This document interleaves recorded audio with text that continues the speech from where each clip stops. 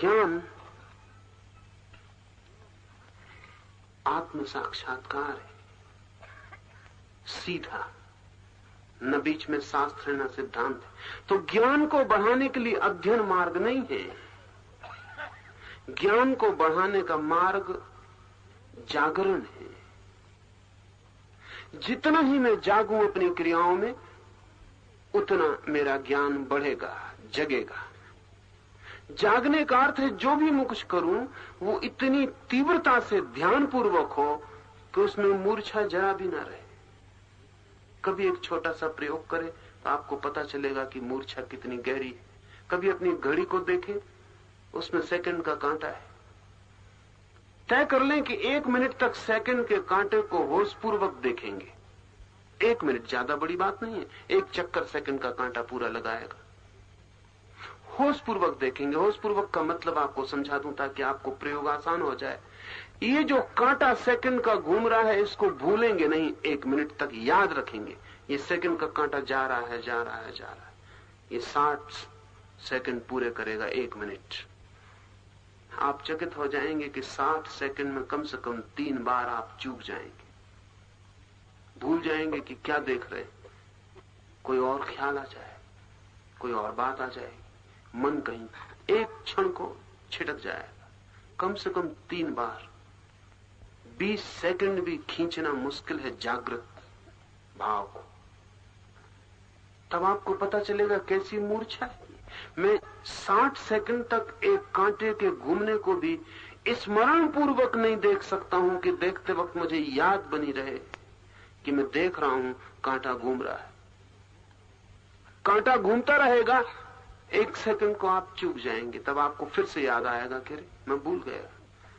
तब तक आप देखेंगे कांटा 2-4 सेकंड आगे जा चुका। उतने गैप, उतने अंतराल में आप कहीं और चले गए, होश यहां ना रहा। ऐसे कोई भी काम कर रहे हो तो होश पूर्वक करने की कोशिश करें। अलग से समय देने की कोई जरूरत नहीं है। भोजन कर रहे हैं तो होश पूर्वक करें, भोजन चबा रहे हैं तो होश पूर्वक चबाएं।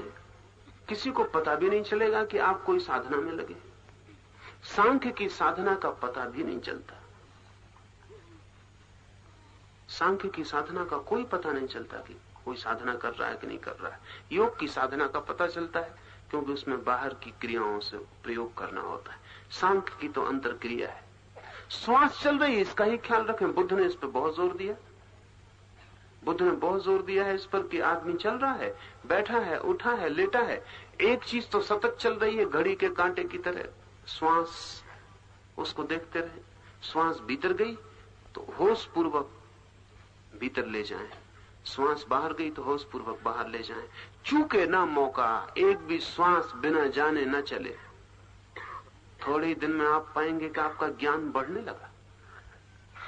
ये श्वास पर जितना आपका ध्यान सजग होने लगेगा, उतना आपके भीतर ज्ञान बढ़ने लगेगा।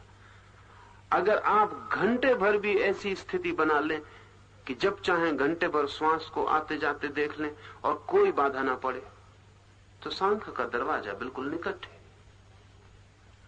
धक्का ही देने की बात है और खुल जाएगा। बुद्ध ने श्वास पर आनापान सती योग, श्वास के आने जाने का स्मृति योग, इस पर सारी दृष्टि बुद्ध ने इस पर खड़ी की। बुद्ध कहते थे इतना ही कर ले भिक्षु, तो और कुछ करने की जरूरत नहीं। ये बहुत छोटा काम लगेगा मालूम आपको, लेकिन जब घड़ी के कांटे पे देखेंगे और 60 सेकंड में 3 दफे चूक जाएंगे, तब पता चलेगा कि श्वास की इस प्रक्रिया में कितनी चूक हो जाएगी। लेकिन शुरू करें तो कभी अंत भी होता है, प्रारंभ करें तो कभी प्राप्ति भी होती है। ये एक अंतर क्रिया है। ये राम राम जपने से ज्यादा कठिन है, क्योंकि राम राम जपने में होश रखना आवश्यक नहीं है। आदमी राम राम जपता रहता है यंत्रवत, होश रखना आवश्यक नहीं है। और तब ऐसी हालत बन जाती है कि वो काम भी करता रहता है, राम राम भी जपता रहता है। उसे ना राम राम का पता रहता है कि मैं जप रहा हूं, जप चलता रहता है, यंत्रवत हो जाता है। इसलिए अगर राम राम भी जपना हो तो राम राम जपने में दोहरे काम करने जरूरी हैं। जप भी रहे और जप का होश भी रहे तो ही फायदा है, नहीं तो बेकार है।